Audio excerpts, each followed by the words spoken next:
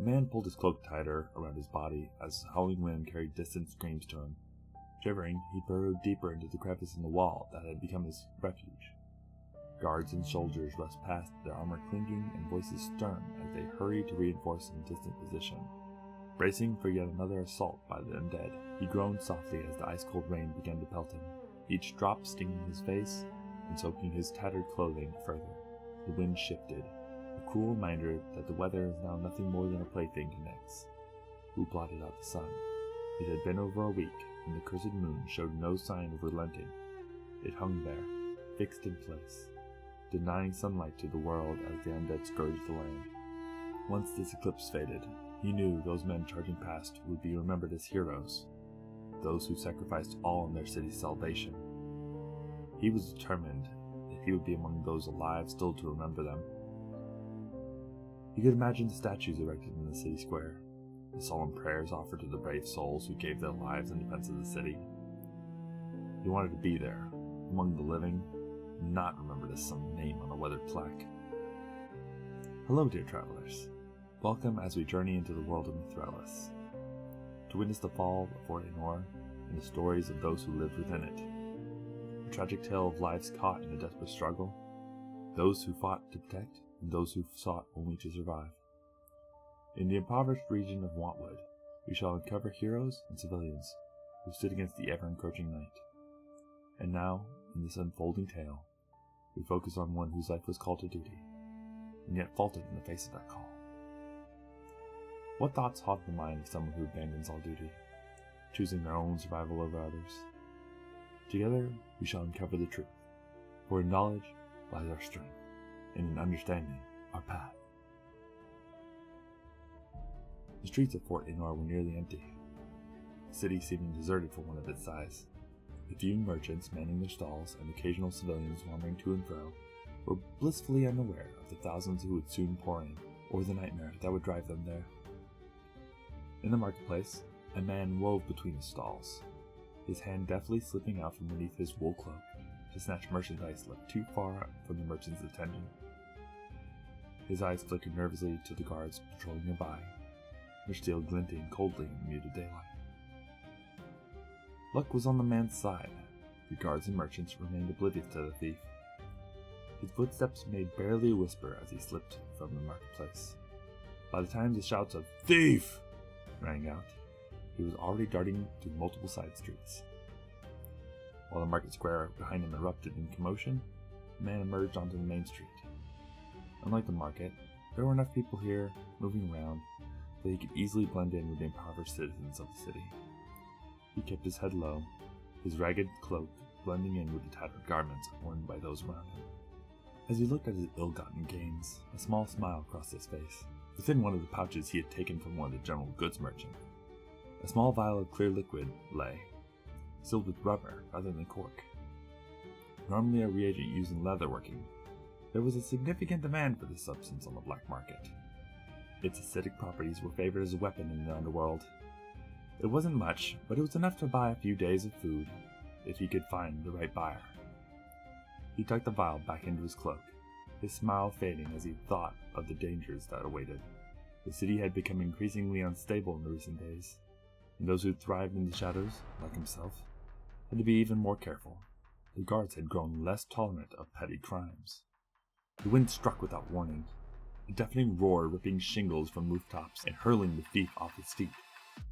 He crashed to the ground, cloak torn away and sent tumbling down the road.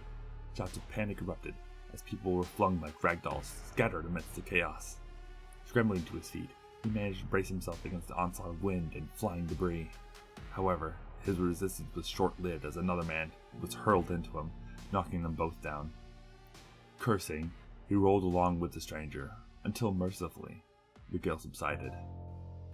Scratched and bruised from the impact, he stared at the sky for a while. The other man was sprawled across him. The wind still howled high above, and clouds raced across the sky, as if trying to flee from some unseen force. Thunder rumbled in the distance, a low growl that seemed to shake the very bones of the earth. Finally, his senses returned to him, and with a rough shove he pushed the other man off with a groan. Struggling to his feet, the thief surveyed the chaos that had unfolded. Buildings had lost signs, shingles, and even parts of their roof. All around, people were recovering from the sudden tempest. The elderly and unlucky cried out in pain, injured from being thrown down or struck by flying debris. Mutters of confusion filled his ears, and as he looked around, panic was evident on every face. As the dust settled, young men and women began speculating to one another, wondering what had just happened. The thief noticed one of the elders who had been blown against a wall, avoiding the worst of the injuries, staring across the horizon. Horror and anticipation were etched across the old man's face. Then, as if finding what he was searching for, the elder's expression shifted to one of despair. The thief followed his gaze, shielding his eyes from the wind as he looked towards the horizon. Despite it being midday, he saw the moon of ill omen, Nyx, rising into the sky, an eerie black aura surrounding it. The sight of Nyx filled him with a sense of dread that seemed to sink into his bones. He could feel the fear spreading through the crowd around him, the murmurs growing louder as more and more people noticed the dark moon hanging above them. The thief tore his gaze away, knowing he had to keep moving. Whatever was coming, he couldn't afford to be caught in the middle of it. Hours passed as the man sought information. It quickly became apparent that if he wanted any accurate knowledge, he needed to seek out the elders. Chaos temporarily reigned in the streets as panic and wild rumors began to spread. Tales of dragons, banshees, and even whispers that the Lich Garen sought to claim the land once more. The few elders who had survived such calamities tried to provide information, dispelling rumors and sharing what they had experienced before. However, the growing panic forced many of them to seek shelter and safety. The thief moved through the alleys, his ears attuned to conversations happening around him. People spoke in hushed voices, their fear palpable as they tried to make sense of what was happening. He overheard a woman telling her children that the moon was a sign from the gods, a punishment for the sins of mankind. Another man claimed it was a portal, a gateway through which demons would soon pour forth. The thief ignored such speculations, focusing instead on the fragments of truth he could glean. From the fragmented information he gathered, the thief understood that Nyx would cross the sky and to blot out the sun, and the spirits of the night would gain ascendancy over this world. While they held control, their servants would run rampant, and monsters would pour forth from the wastelands to the west. There was no fleeing this eclipse. Only the sacrifice of men could hold back the impending tide. The elders spoke of ancient rituals, of blood offerings that had once held back the darkness. But the thief had no intention of offering himself up for anybody. Finally, guards and soldiers poured out from the garrison, beginning to enforce order upon the city. In areas where chaos reigned, they suppressed the populace with brutal efficiency. Though the thief was not foolish enough to remain near the riots, he could still hear, in the distance, cries of pain and commanding shouts as soldiers broke up groups and dragged men away, seemingly arresting them. The clangor of boots on cobblestones reverberated through the narrow streets, the sound a constant reminder of the city's fragile state. As the soldiers moved, town criers ventured to areas where peace had been kept. The thief listened from an alcove within an alley by a warehouse, careful to remain out of sight. For a good 30 minutes, the town crier called the townsfolk's attention, beckoning those within earshot to gather and hear their words, to learn of what was happening. The marching of armored boots echoed as soldiers moved toward the town square, their presence an unmistakable sign that something significant was about to be announced. Finally, the crier spoke. Unlike the elders who had been eager to share their knowledge, the message was brief. An eclipse has fallen upon Myrthelis. All men must report to the barracks. The militia has been called. The eclipse shall end within a week, but all men must be tallied and prepared to take the place of their fellow men, should the walls of this great city be breached. The thief moved from his hiding spot and climbed onto the roof of the warehouse, using the shadows of the night to mask his presence. Crawling onto the roof, He fought against the fierce wind that still howled through the town, biting cold, stinging his face.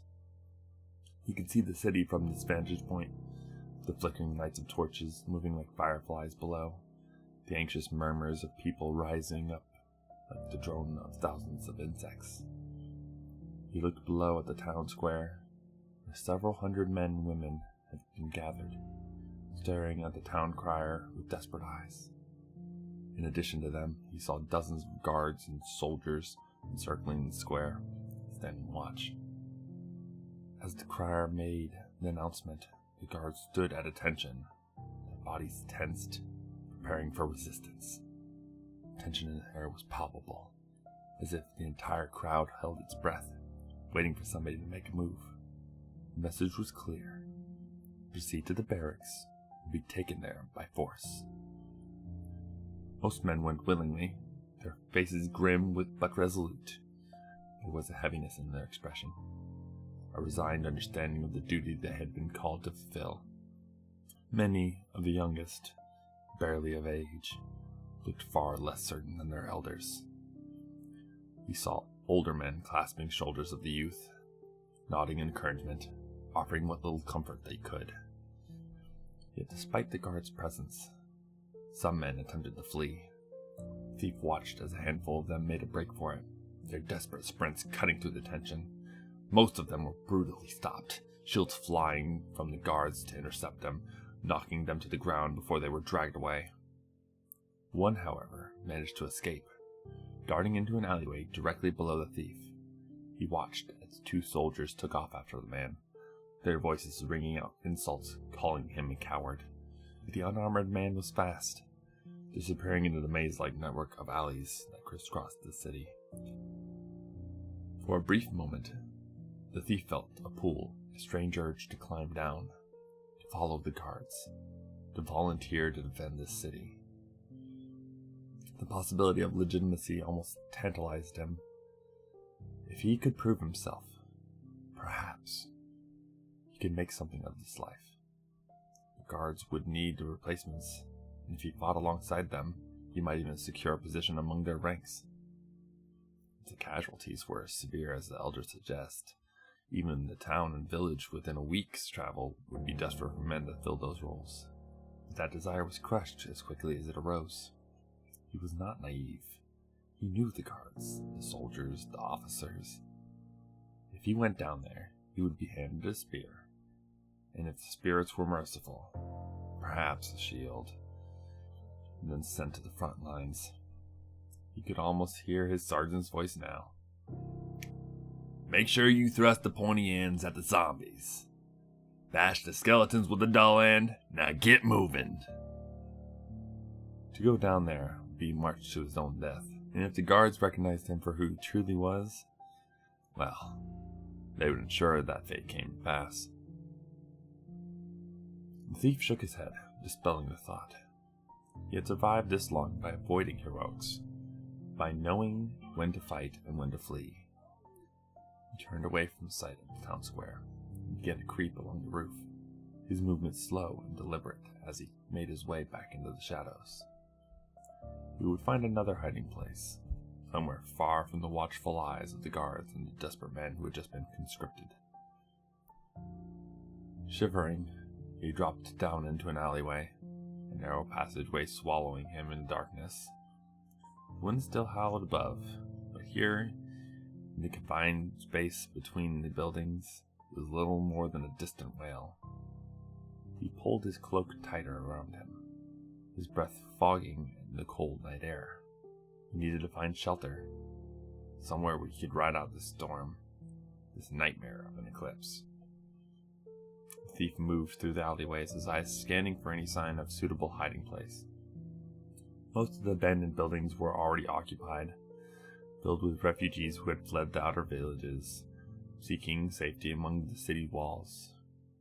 He knew better than to approach them. Desperation made people dangerous, and he had no doubts they would sell him out in a heartbeat if it meant a chance at survival. He continued on, his footsteps silent against the cobblestones. He passed by an empty market square, their stalls dismantled, cobblestones bare. At first he told himself he was searching for supplies, but deep down, he knew it was something else that drew him here. Curiosity. A need to know who else would arrive, what other strange individuals might step through the voids that had now begun to appear in the sky. Eventually, his curiosity was rewarded. Another void began to open. They are around it crackling with energy. This one took longer to stabilize, the blackness churning and shifting as if resisting the pull of the world. The thief watched, his heart pounding in his chest, as the void finally settled, expanding into a gateway that stretched from the sky to the ground. A figure stumbled through, a woman, her bow slung across her back, a tabard marked with the emblem of a snake coiled around a tree. She turned, her face flushed in irritation, and yelled at the robed man who had stepped out through behind her. "Damn it, Garrett! What kind of portal is that? Did you get drunk and recruit from a magic preschool instead of a college?" The thief smirked at her words, his eyes narrowing as he observed the newcomers. The wizard she had yelled at walked past her, his expression one of practiced indifference. He raised a hand dismissively, brushing her complaints aside as he moved towards the guards.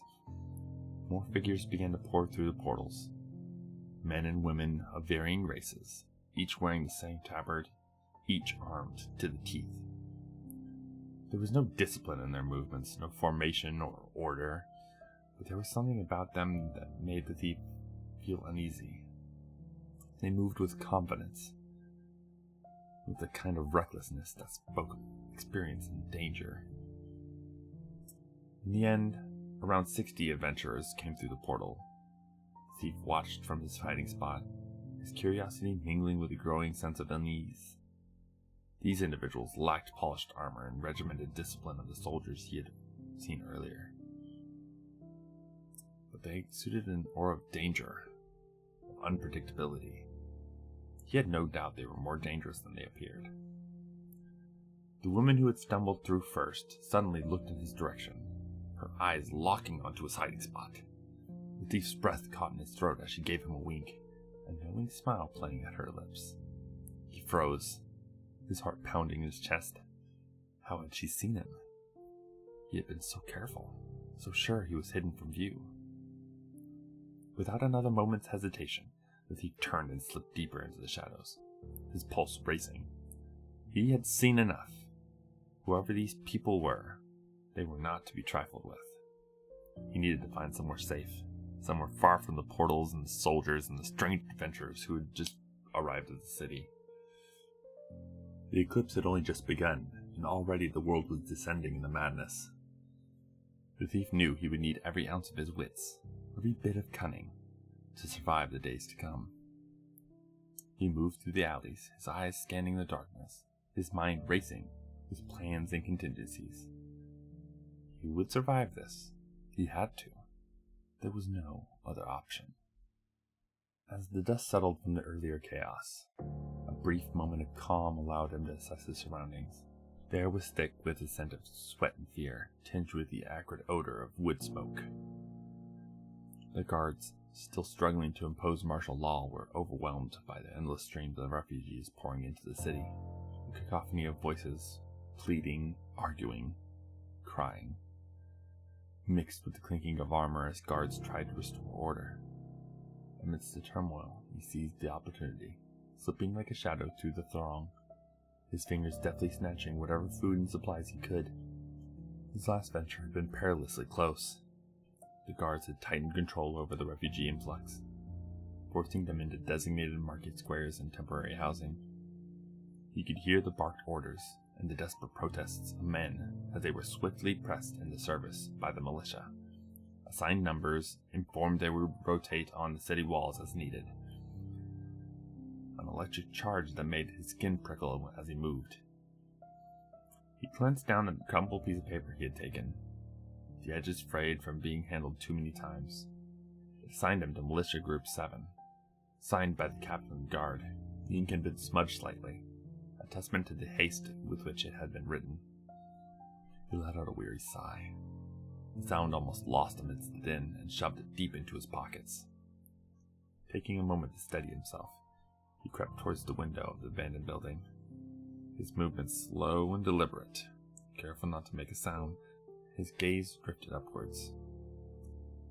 The Nyx had almost fully traversed the sky now, looming ominously above, mere inches from eclipsing the sun.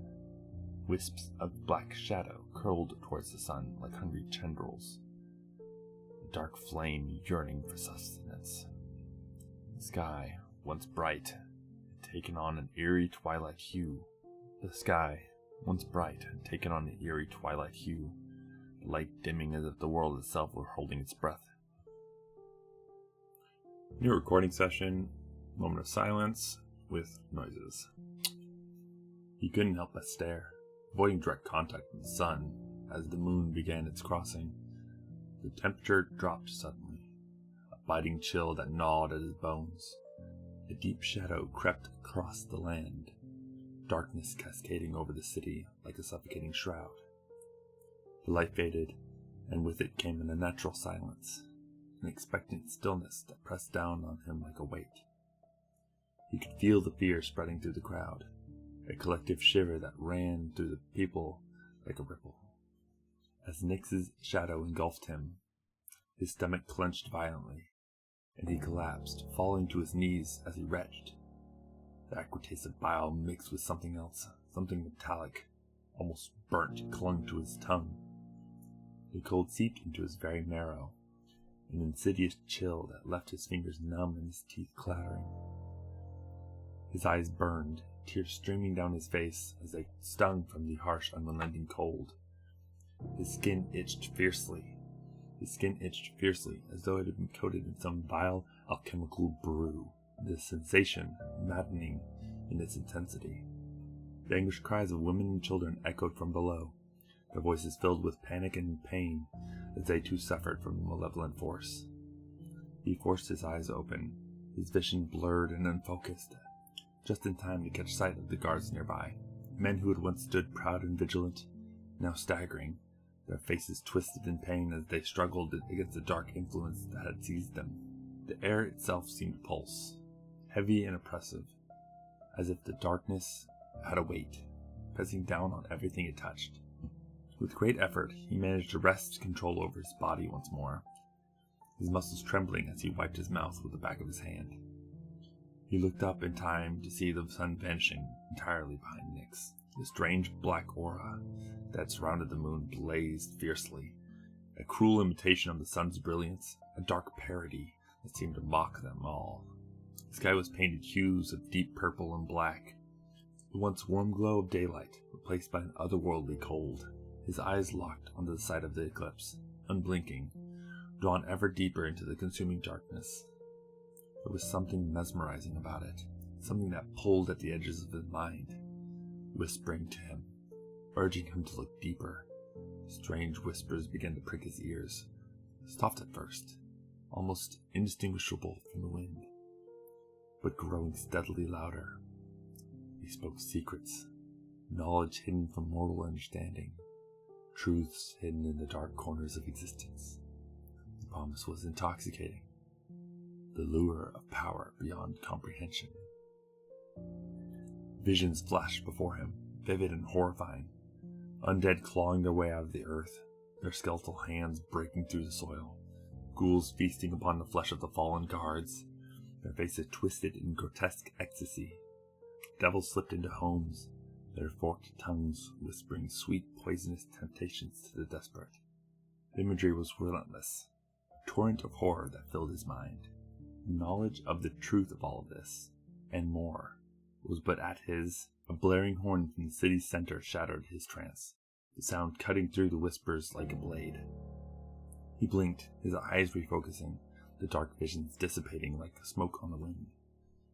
A low, continuous yell could suddenly be heard in the distance, slowly but surely picking up its speed as the eclipse blotted out more and more of the light. The sound was unnatural, a guttural, monstrous roar. It seemed to rise from the very depths of the earth, echoing off the stone walls of the city.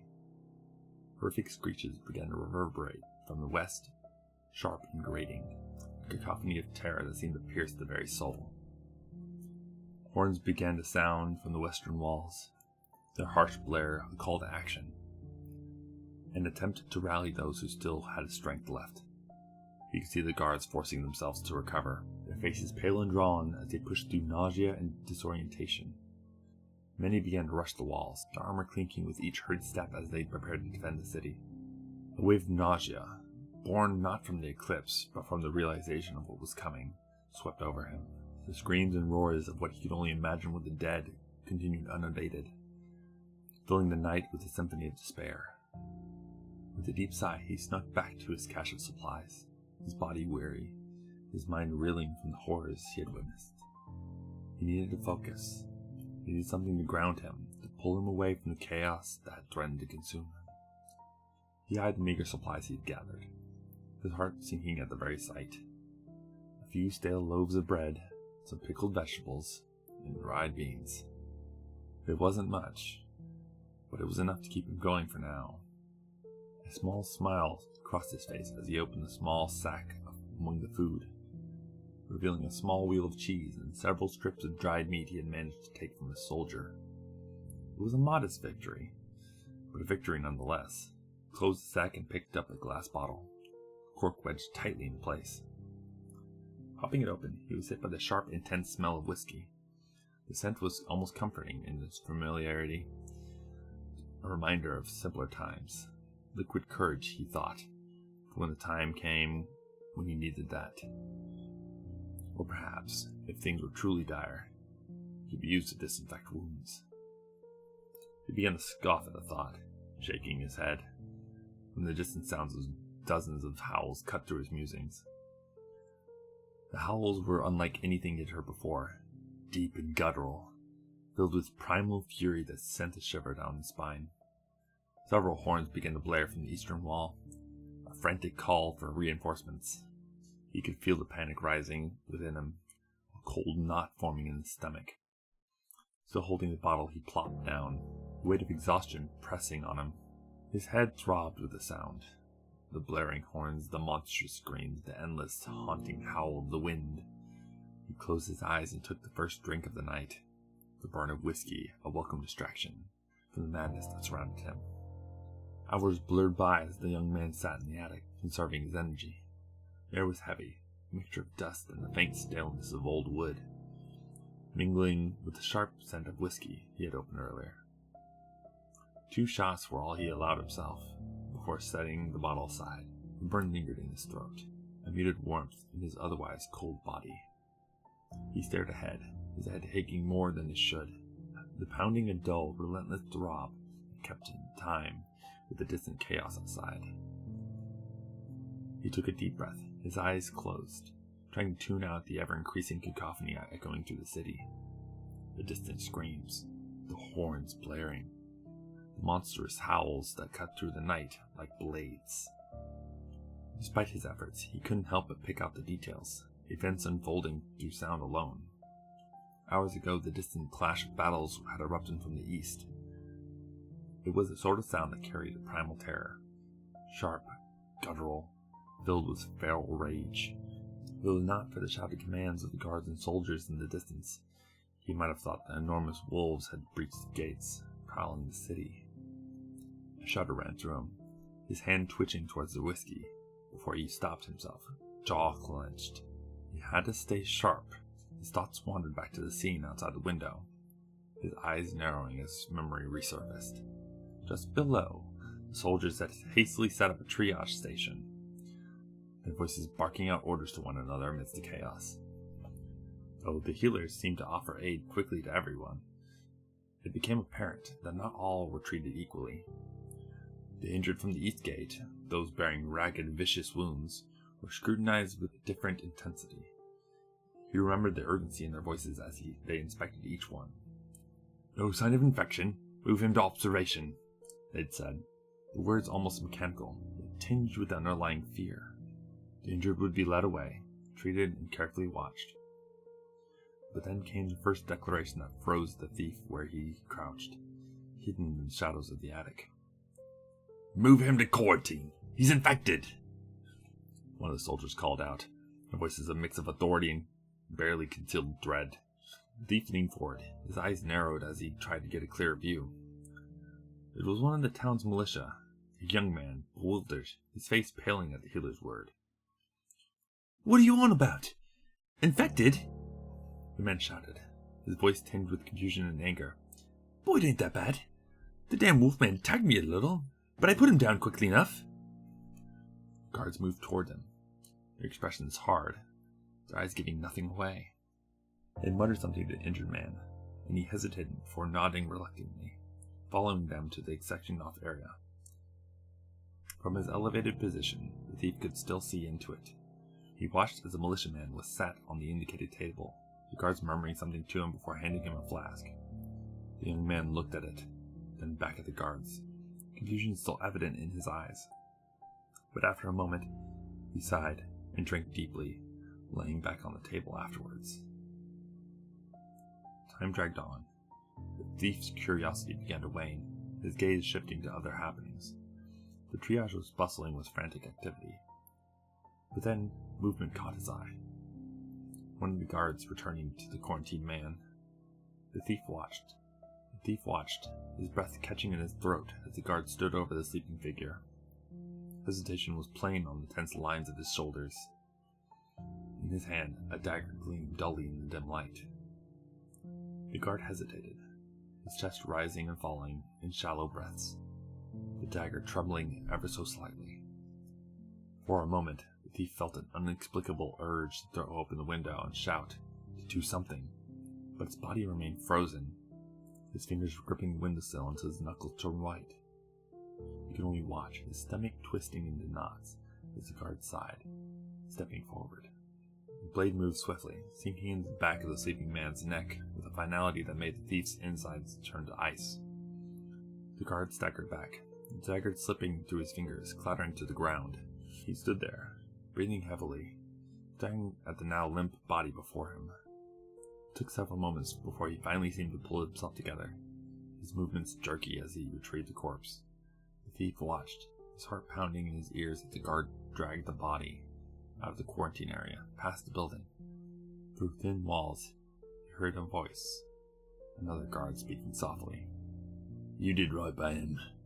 He was already dead. You just made sure he didn't have to suffer through the worst of it." There was a beat of silence before the other guard spoke, his voice rough, almost breaking. "I know," he said. Then there was only sound of footsteps fading into the night. The thief clenched his jaw, his mind reeling. The worst part, the thing that gnawed at him relentlessly, was knowing that the man could have been saved. Had he been someone else? The worst part, the thing that gnawed at him relentlessly, was knowing that the man could have been saved. Had he been someone else? The town guard, the militia, the soldiers of the Iron Will Republic, all faced down the same fate when infected. Death. But the elves, the adventurers, they didn't. He had watched, seething, as the clerics... He had watched, seething, as the clerics came to the wounded adventurers. He had watched, seething, as the clerics had come to the wounded adventurers, their powerful magic driving away infection as if it was nothing more than a nuisance. Even when the clerics were exhausted, their spells spent, the adventurers were spared from true death. He remembered watching one of the adventurers. A man with a grin that seemed out of place in this chaos laughed, his arms spreading wide open, presenting his chest to his companion. "Oi! Make it quick this time! If you missed my heart, you owe me a beer once the healers bring me back." A shudder ran through the thief at the memory. The woman beside the adventurer had merely rolled her eyes, stepping forward without hesitation and stabbed him in the heart with practiced ease, as though it were nothing more than a casual gesture. There was no emotion in her eyes as he crumpled to the ground, dead. She merely motioned for one of the guild's runners to retrieve the body, her expression bored. "Take him to camp. Hold on to him until this is all over," she had said, her voice devoid of anything resembling concern. The thief exhaled, his breath shaky. It wasn't just the death, the finality of the blade, the indifference in their eyes. It was the disparity, the knowledge that some lives were worth more than others, that those with power, with connections, could laugh at the face of death, and while others, men like the young militia member, were left to die in the shadows. The injustice of it all was festering within him, a slow-burning anger that only grew as the hours wore on, the sounds of battle and despair never ceasing. But then, a pang of self-awareness broke through the rage, a realization that he was hiding away, letting others fight and die while he remained in the shadows. He clenched his jaw, anger mixing with a bitter sense of guilt. These soldiers, elves, adventurers, they were foreigners who had come to protect the city, risking their lives while he did nothing but watch. The twisted nature of it all gnawed at him, and he couldn't escape the truth. He was worse, just a coward choosing self-preservation over action. The thief's refuge would remain secure over the coming days and nights. He was able to remain undetected by the militia and the guards. He constantly scouted the city, looking for additional recruits to press into service. Slowly but steadily, the triage station was filling up with wounded. Many that passed his window would be crippled for the rest of their lives. Many others would not have a life by the end of the eclipse. While the guilt eats away at him, the worst is the growing cold. The first night was cold, but now ice clung to buildings, icicles hanging from the edges, a frost covering the windows. The blankets that covered him to this point did little to fight the cold. He knows that movement would help. That basic exercise would help so much. Brief glances at the shrinking pile of food and the emptying bottle of whiskey tells him otherwise. As the day passed, the worst was the third night. A horrific scream echoed throughout the city. As it passed through his head, he had felt weak. He had felt his very soul being ripped from his body. It took all of his strength not to scream in unison with the voice. Blood dripped from his ears as he tried to cover him. He remained huddled in place, even once it had passed, whimpering in pain as it coursed through his body. Eventually he would hear from the guards talking to one another. Over 100 men died on the east wall. A banshee had managed to reach the wall. From the triage station filling up with uninjured soldiers and civilians, it was obvious the walls were little defense against it. 7 days came and went, and slowly but surely the triage station near him filled to the brim with wounded men. The young thief watched from his perch, and it became painfully clear that the militia and the town guard were by far the worst hit. Their screams and cries echoed endlessly in his head, a haunting accompaniment to the ceaseless, oppressive night. Even when he turned his gaze towards Seraph at night, Nyx's opposing moon, he found little solace. Blood-red glow, emanating an eerie light that cast everything into ominous hues. Still, Seraph offered a sliver of comfort. It acted as a beacon in the darkness, its glow calming the restless undead until Nyx rose once again, casting the city into an eclipse each morning. Shivers violently racked his body now, as sleet and ice began to blanket the entire city. Days without the sun's warmth had turned the land into a frozen hellscape. It had reached the point where the thief could no longer safely leave his building. The bottom floor had filled up with injured seeking shelter from the bitter cold. Recently he had heard voices of men talking near the entrance of the attic. They had tried to enter, but he had barricaded the door with old crates to keep it locked. Today they mentioned fetching axes to gain access to the attic, intending to use the space for more injured. His rations were almost gone, just a small, stale chunk of bread that remained, and the last whiskey he had hoarded. But it wasn't hunger that gnawed at him. It was the guilt, a weight that had grown unbearable. He knew the wounded men needed space, and sooner or later the guards would break in once there was a lull in the fires they were busy putting out. The last of the bread tasted like ash, crumbling dryly in his mouth. Everything tasted like ash now. His skin crawled ceaselessly, a restless sensation that never abated, and each day he dreamed about the howling ghouls. Every breath he took was filled with the acrid stench of decay. Even when he covered his nose and mouth with rag, the smell of burning flesh still overpowered everything whenever the wind shifted his way. Black plumes of smoke rose from the bodies, both dead and undead, that had been burned. The burning hadn't stopped since the second night. It took surprisingly little effort to pry open the attic window, but the instant blast of frigid cold gave him pause, his hands gripping the frame as icy air tore into the room. His mouth and nose felt like they dried up instantly as the frozen air assaulted his senses. And within moments, what little warmth the attic had held was gone. He took a deep breath, his resolve wavering, but his decision was made. He swung his leg out, preparing to climb through, but then he hesitated. Guilt gnawed at his insides, sharp and unrelenting. With a low curse, he pulled himself back into the attic. With great effort, he began to move the crates away from the trapdoor, his muscles aching as he pushed each one aside. Finally, after several minutes of labor, he cleared the entrance, his body burning with exertion, sweat dampening his clothes even in the freezing cold. Silently he cursed himself, knowing full well he might have just signed his death warrant. Already the sweat was cooling his skin, freezing as the cold seeped in through the attic. He pried the trapdoor open an inch, carefully stuffing random scraps of cloth around it, hoping it would keep more of the biting cold from seeping down to the room below.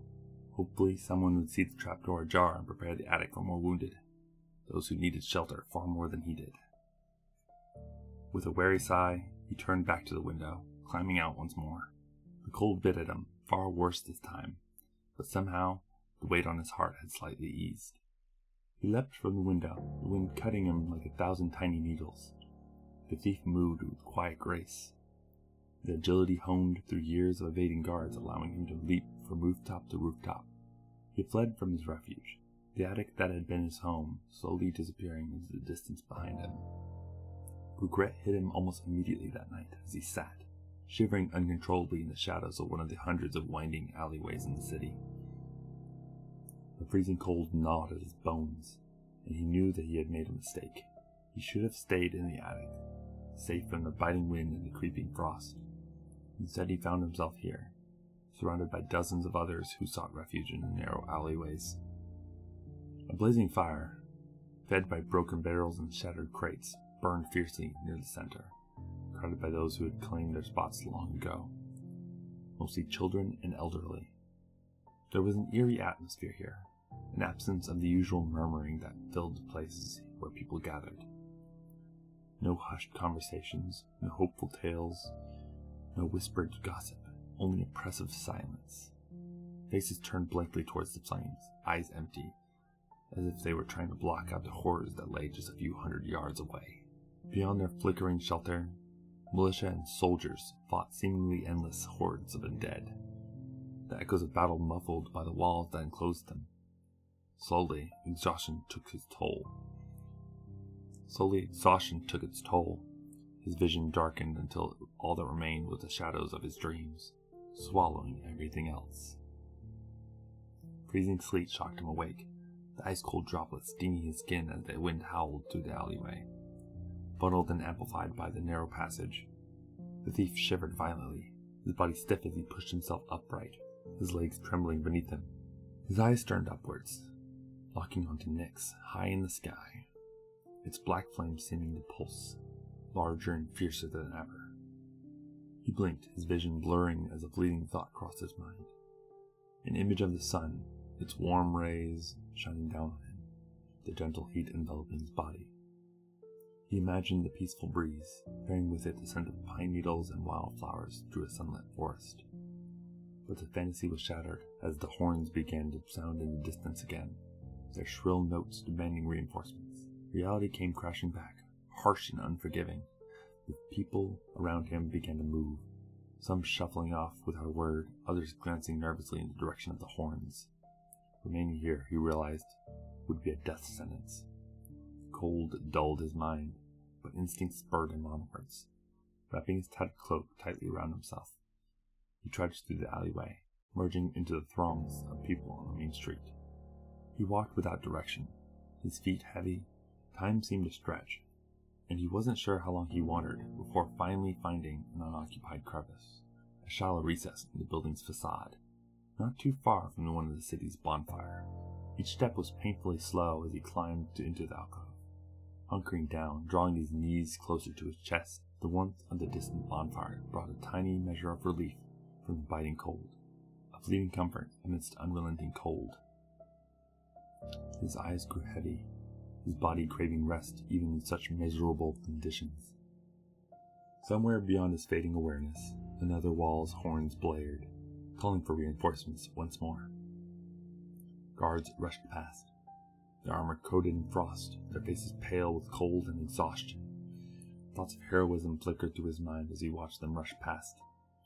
These men and women, willing to throw themselves into the maw of death, knowing the cost. He let out a weak sigh, his breath visible in the cold air. He was determined to at least be one of those alive to mourn those heroes forged in this brutal week. With that thought, darkness crept at the edges of his vision, and slowly consumed him. He drifted off, and for once, there were no dreams. Just an empty, black void. Dreams echoed in his head as he awakened, his eyes snapping open to the chaos around him. All around him, dozens of refugees sprinted down the streets, their faces twisted in expressions of pure, unfiltered terror. Agonized groans and bone-chilling cries echoed from somewhere in the distance, carried by the wind, haunting and relentless. Adrenaline flooded his veins as he decided discretion was far better than blatant cowardice. He sprang to his feet, scrambling up from his hiding spot, and quickly climbed onto the roof of the building where he'd been resting. Reaching the top, he turned his gaze in the direction from which the crowd was fleeing. At first, it was difficult to make out the figures in the distance, shapeless shadows, moving unnaturally, their forms distorted by dim light. The thief squinted, his eyes straining to make out their shapes, trying to understand what was pursuing the refugees. There was something wrong about their movements. A cold shiver ran down his spine as he watched some of the fleeing people moving erratically, their limbs jerking at impossible angles. His skin crawled as he saw a woman, her arms and legs twisted grotesquely, propelling herself onwards. It took a moment for him to understand. The woman's elbows was bending the wrong way, dislocating with each frantic push, as if her very bones were betraying her. A cold knot of dread formed in his stomach, tightening painfully. Her eyes were wide, tears streaming down her face as a blood-curdling scream tore from her throat, echoing across the street. It was the sound of pure agony, a cry that seemed to come from deep within her soul, unending as she moved forward in her grotesque state. Without warning, she launched herself forward, her twisted limbs propelling her forward at inhuman speeds, crashing into another fleeing refugee with a force that defied comprehension. The impact sent them both sprawling to the ground, the man screaming in terror, but she didn't stop, simply launching herself again, leaving the man writhing on the ground. The thief's eyes widened, his heart pounding in his chest as he watched the man struggle to rise, his body convulsed, his limbs twitching and contorting as if they were being pulled by invisible strings. A terrible realization dawned on the thief. He could see the man's shadow moving before his body did, as if it controlled him, forcing him into unnatural positions. The sound of shattering bones echoed through the streets, a sickening crunch that made his stomach churn. The man's screams filled the air, a twisted symphony of suffering, as his body contorted, his spine arched until his stomach faced the sky. In one swift, horrifying motion, the man began to launch himself forward, moving like some grotesque nightmarish spider, his limbs bending at impossible angles. As this occurred, the town's bell began to ring in a strange, haunting pattern. 1 1 2 3. 1 1 2 3. Repeating endlessly. It was an evacuation signal, a desperate rhythmic call that seemed to pulse through the streets, urging those who heard it to flee. The thief felt paralyzed, his body rooted in place by sheer horror, unable to look away from the nightmarish scene unfolding before him. He was certain he would die, right then and there, unable to escape, until a voice, filled with desperation and terror, shouted from behind him, piercing the madness. "I'm behind you! Run!"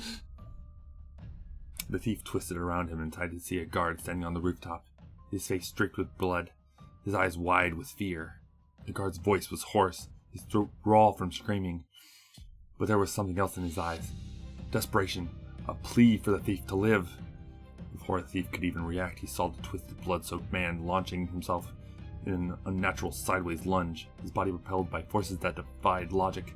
The thief's heart froze as he caught sight of the shadow, reaching out ahead of the guard's hand, as though it moved with a mind of its own, grasping for him. With no other choice, the thief hurled himself backwards off the roof. The world was spinning around him. Time seemed to slow, his heart hammering in his chest, each beat a deafening drum. The twisted man's hand grazed his chest, missing by mere inches. The look on the guard's eyes, a mix of terror, worry, and hopelessness, burned itself into the thief's memory as he fell. The ground rushed up to meet him. The bell continued to toll as he fell, its rhythmic clanging reverberating off the stone walls. A steady pattern. 1 1 2 3. 1 1 2 3 was almost indifferent to the chaos below, like the heartbeat that refused to stop even in the face of death. The sound was mundane, yet chilling. Someone was still in the church, dutifully ringing it. He wondered if he would have the courage to sacrifice himself like that, to keep ringing that bell, if it were his duty. The rushing air snapped him out of his daze, the relentless ringing of the bell cutting through his thoughts. The reflexes honed from years of rooftop escapes kicked in, and he twisted midair, barely managed to enter a roll as he slammed into the ground. The impact sent shockwaves through his body, each a jarring thud that punctuated the bell's unchanging rhythm. He quickly lost control of his roll, bouncing painfully across the cobblestones as he bled off momentum. He heard a vial shatter just as he regained control. A stinging sensation on his leg near his pouch registered, but there was no time to think about it. Already he saw the guard on the roof, screaming as it leapt after him, while others on the ground were wrestling civilians to the ground, slowly closing in on him. He confirmed his legs were intact, staggering to his feet before breaking into a sprint. He knew he couldn't outrun these monsters, but as he rushed past an old man running down the same street, he took some small comfort in the fact he could outrun the others. He had the presence of mind to grab a spear as he ran past an alleyway. The shadows seemed to reach out for him as he sped by. Screams echoed behind him, and it seemed as if everyone had broken ranks. Even the guards were fleeing, sprinting away from the monsters that could infect you with just a touch. Looking back, he noticed some of those that were dragged to the ground weren't changing, just sitting there, dazed. One man let out a scream of pure agony as his shadow seemed to vibrate around him, but he didn't join the other screaming men and women trying to chase down fleeing. One man let out a scream of pure agony as his shadow seemed to vibrate around him, but he didn't join the other screaming men and women in trying to chase down the fleeing civilians. He shielded his eyes. Suddenly a bright light appearing above the streets, and with several others in the city. Blinking in surprise, he noticed something odd. Everything touched by the light seemed to glow, and every shadow in the city vanished from existence. Even in his frantic dash, he caught this anomaly, and soon the purpose became clear. Through the strange distortion of the magical protection, he heard an old man's voice. "They spread through shadows! Remain in the artifact's light, and you cannot be infected. Begin evacuation! The southern and eastern gates are being defended for evacuation. If you received no orders, go there now!" He started to turn towards the southern gate, but staggered. A searing agony ripped through his leg. Praying to the spirits for just a moment of reprieve, he pulled out his knife and cut loose his leg pouch. He tore open his pants above the thigh. He cursed at the sight. The telltale signs of acid burns were spreading across his leg, eating into his flesh. Knowing what he had to do, he bit down on the cloak, uncorked the last of his whiskey, screamed into the fabric as he poured liquid over the burns, trying to wash away the acid and hoping to prevent infection. The pain was excruciating. Each dropped like fire on his already raw skin, but it seemed to work. The acid sizzled, diluted, and ceased its relentless consumption of his flesh. Led onward by the persistent ring of the bell, its haunting rhythm the only constant in his madness, he began to stagger forward. Each step sent fresh waves of coursing pain to his injured leg, but adrenaline dulled the edge of the agony, pushing him forward. The bell's steady toll reverberated through his ears, a reminder that he needed to keep moving to survive. The screams and battle cries of the guards behind him grew dimmer, urging him onwards. Each step towards salvation was pure agony. Suddenly, the bell stopped. A loud, singular clang echoed through the air, hanging in the deafening silence, as if whoever was ringing it had been interrupted. Moments later, the bell resumed, but now it rang with a natural slowing pattern, fading, as if its ringer had let it go, leaving it to lose its momentum. The thief's only thought was, poor bastard. Before he had time to process, a sudden wrenching sob erupted from the alleyway he was passing, loud and desperate, cutting through the persistent clanging of the bell. He barely had a chance to draw his dagger before the sobbing woman, her joints twisted grotesquely, slammed into him. Cursing, he hit the cobblestones. He frantically stabbed at the woman, but she wrapped around him, dragging him backwards toward the shadow of the alley. He couldn't land a fatal blow. Through his sobs, he heard, "I'm sorry! I'm so sorry! I can't stop!" He ignored her cries, struggling with everything he had. But it was a losing fight as they neared the edge of the alley. He managed to push his foot against the building bordering the alley, giving him a bit of leverage, but whatever force was driving her gave her unnatural strength. He screamed in rage and despair as he inched closer to the darkness that the light couldn't reach. Suddenly, the weight was gone. A sharp clang of metal rang out, followed by a wet slap of flesh as the woman was thrown off of him. The sound reverberated through the narrow alleyway, momentarily drowning out the bell. The thief clambered to his feet and away from the alley, his heart pounding. That's when he saw his savior, a man in heavy armor, the white heraldry of the Iron Will Republic emblazoned on his chest. His shield stained with blood from where he had bashed the woman off the thief. With professional precision, the thief thrust his spear forward, ending the infected woman's suffering. He looked at the thief, his accent thick. "On your feet!